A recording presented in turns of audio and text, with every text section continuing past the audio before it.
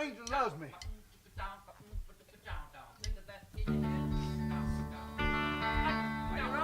angel loves me. Come in when you walk.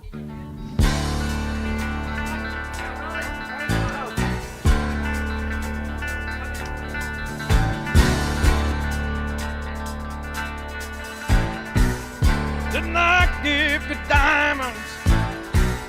Didn't I give you stars? Give up my drinking, fighting in bars. I have looked for you high, girl. Look for you low. Oh, my lady, where did you go? Oh, my lady, where did you go?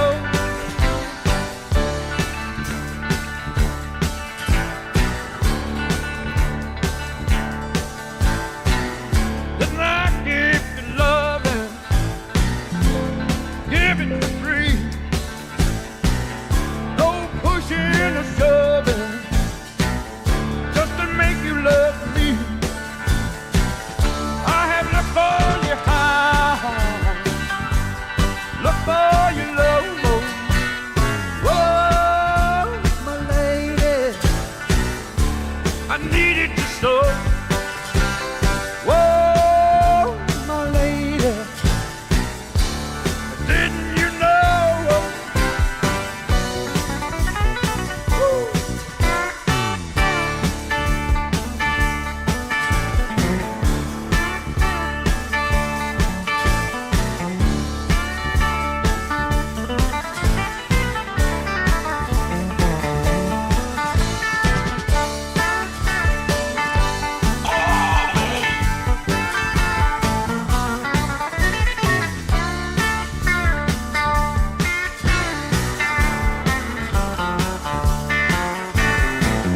Didn't I give you diamonds?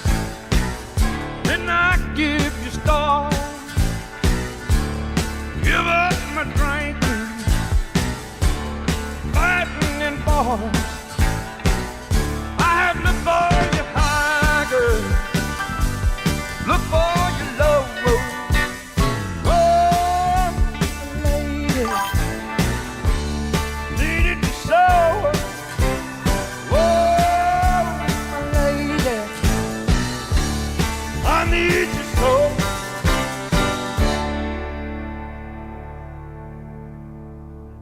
Didn't I give you loving? Yeah.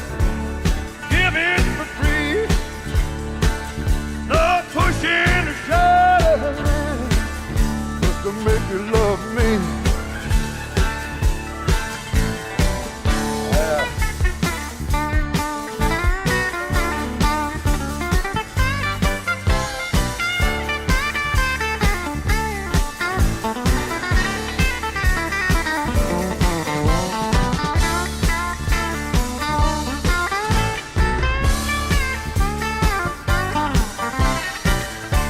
Glenn Campbell comes to us courtesy of Capitol Records. Sarah, he don't mess around. I need a woman.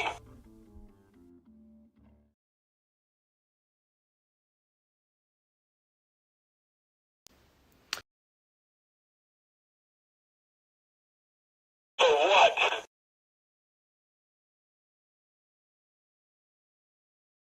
You understand me?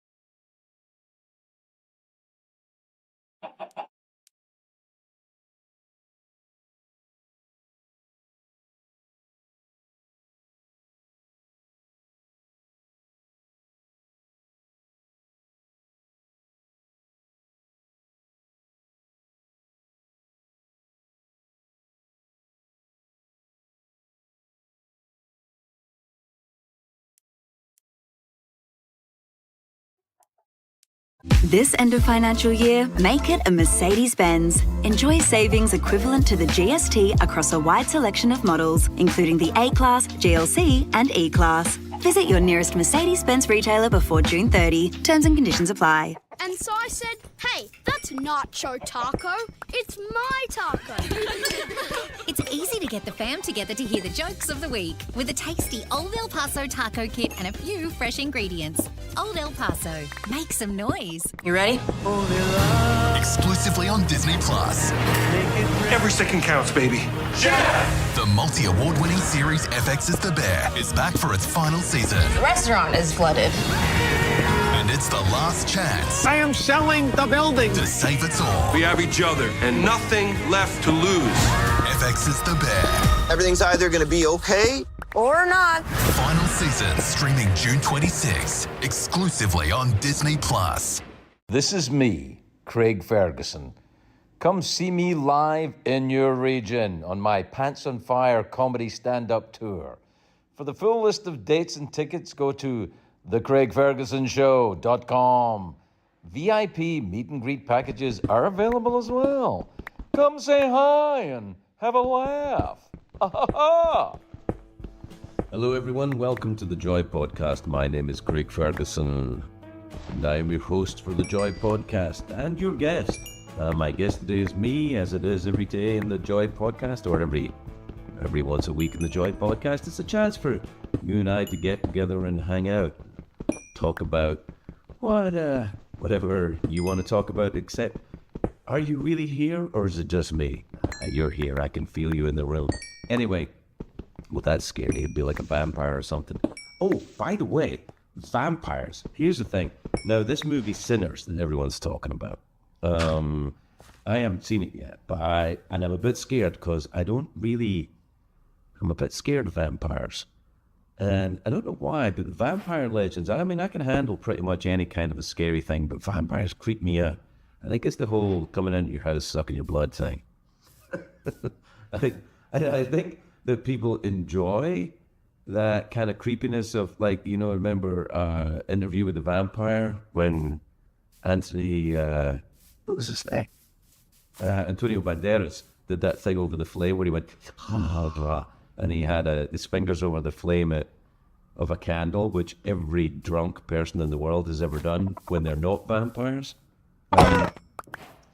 Anyway, well, not every drunk person. What I'm saying is, when I was a drunk person, I've done that before, and I'm not a vampire, to my knowledge. Anyway, everybody kind of loves that vampire legend. They kind of think vampires are cool. There was once on the Eurovision Song Contest, which is a contest of, I'm sure you know the Eurovision Song Contest. If you don't, you must Google it and find out about it. It's a high camp hilarity, which once a year is very good. Anyway, once on the Eurovision Song Contest, ABBA came from the Eurovision Song Contest, so you get where I'm going. There was once in the Eurovision Song Contest, I think it was a band from Eastern Europe. Can't remember the name, but they sang a song called Vampires Are Real, which was unnerving in many, many different ways. But the song ended with Vampires Are Real, and then they stopped. But I don't think they are. I think it's an allegorical myth. But maybe they are real. I don't know. I just know that I said this to someone recently when I was a guest on somebody else's podcast. They don't bother me so much in New York because I feel like if there were vampires in New York, they'll be in a club somewhere or something. You know, they're not coming to your house. Although there was that film with Catherine Deneuve and David Bowie as vampires in New York. I think it was called The Hunger. David Bowie was like, I'm going out to drink some blood and enjoy being a vampire. David Bowie, of course, always cool. I don't really know why, except because he's super talented and very good looking. Yeah, that'll do it. Anyway, so today on this podcast, I'm going to read your your tweets and emails. Your tweets and emails are coming to me, and I will read them as much as I can. Be honest in my reply. There, that's a throwback to the days of the old late night show when we have tweets and email jingles, where we would have jingles. Jingles were a thing on radio. Such an odd thing. We used to think radio had this thing with jingles where they would, the show was like, I don't know, Bob, Wheezy, and Griff in the morning. Bob, Wheezy, and Griff in the morning. Just tiny little songs about the length of a TikTok. They were audio TikToks. That's what jingles were back in the day. Audio TikToks on the radio, and people would play them. It's time for the news, and then they tell you the news. Anyway, first of all, though, let me address a controversy or a controversy, or however you like to pronounce it. I can't remember how I'm meant to say it sometimes because I'm not originally from New York City. Controversy. I think it's controversy. I don't know. Anyway, this is a thing that seems to be bothering many of you, is that many times apparently I lift up my coffee cup and it looks like I'm going to drink, and then I remember what I'm saying and I put it down. And that is true. I do that. Now, I feel like that's not a major character flaw. I've had worse, but I can understand how it might be irritating. So I will endeavor in the future that when I pick up my coffee to drink it, I will drink it. Now, of course, if you're not watching this, if you're just, if you're just listening to this, as many people do, apparently most of you who consume this podcast only listen to it, which is not only at all. I mean, I didn't even film it for ages. I thought it was meant to be audio, but apparently you have to do a video version of it. Anyway, here we are. But if you're only listening to it, you're not aware of my weird coffee cup, pick it up, put it down behavior. It's only something that's come to light in recent times when I've put a YouTube version of this podcast on YouTube, which hasn't been going that long. But there you go. I did a couple of podcasts recently, and I rather enjoyed doing them. I did Dan Soder's podcast. What a charming man. I really like talking to him. I'd quite like to be his friend, but I feel like that's a little weird. Like it's hard. When you get to be a bit older, and you're like, well, I'd quite like to be your friend, but what do? You like you phone up and say, yeah, you want to be friends? Want to go and hang out somewhere or something? I feel like I've reached a point in my life where any friends I've got, that's the friends. I don't think I'll be able to make new friends. And I'll be honest with you, I don't have a lot of friends. Like most men I know. I mean, I have a lot of people that I know, but like, I'm not on a WhatsApp group. My wife will be like when a news story breaks, there's like a dozen different women. They all text each other, headlines and bits and pieces and links to things about the story and stuff. It's like it's alarming. Well, I wouldn't want it. I have my friend John who's on vacation right now, and then Tomas is working elsewhere. I got a few other friends. But there's people I'm friendly with. I don't want to make you think that I'm a man who's sitting alone talking to a recording device on his own in his apartment, even though I am a man alone. That sounds very sad. I tell you, I'm wearing mine as well. I'm wearing shorts. I don't know obviously you're spared this if you're consuming on audio, but I am wearing shorts, and I have to tell you, I'm wearing socks too. My legs, whilst not bad for a man of my years, are very white. But then again, so am I. So what you gotta do? I'd quite like to get out in the sun soon. It feels like it's been a very snowy winter, doesn't it, my dears?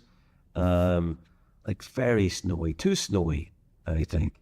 That's what I'm going to say. Anyway, I'm kind of looking over here because if you're just listening, you're like, what are you saying, Craig? I'm looking off to the side here because I have my computer here, my what do you call it, laptop. And on this laptop, I have questions from you, tweets and emails, which I'm going to endeavor to answer right now. All right. This is from Amy Jaswal in Westchester, New York. I know Westchester. I used to work years ago. One of my first jobs in the United States, I got a job. I wrote about this in a book called American on Purpose, which was a New York Times bestseller. Thank you. Written by me. But one of my first jobs in America was working as a laborer on an estate up there. I kind of like did manual work for a gardener who worked on the estate. It wasn't for long. It was like, maybe like that's most of a summer. I do remember it though, because it was one of my first American summers, and when I was going to work, I was still drinking back then. I was young. I was like 21, and I would often be going to work with a hangover in the morning, which is one of the byproducts of drinking. And I don't know how I would get a hangover now. I mean, I'm 63 years old now. The idea of, I stopped drinking when I was 29, and the hangovers were bad enough then. And I thought friends of mine were still drinking, even for someone who says they have not many friends. I have friends. I don't know why I said that. Anyway, look, people I know who drink and they're in their 40s and 50s and stuff, they're like, oh, I can't imagine. Enough when I was 20, I was, I had more resources physically at that time.